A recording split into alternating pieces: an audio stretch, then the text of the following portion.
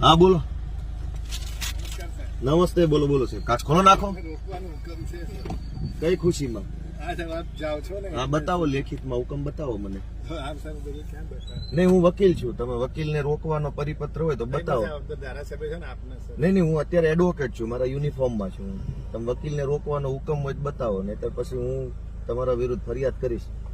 તમને હુકમ હશે એ સ્વીકાર્યો. હું એડવોકેટ છું.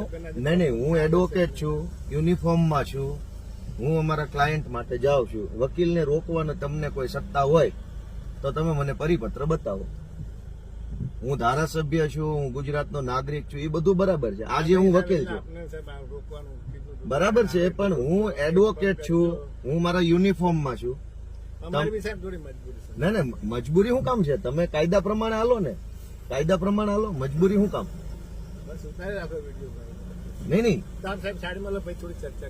નહીં, તમે મને પરિપત્ર બતાવો કે એડવોકેટને રોકવાનો તમને સત્તા મળેલી છે. તમારા સાહેબને પૂછી લો કે એ યુનિફોર્મમાં આવ્યા છે. તમે એને પૂછો, યુનિફોર્મમાં છે, એડવોકેટ છે, ક્લાયન્ટ માટે, અમારા ક્લાયન્ટ માટે હું જાઉં છું.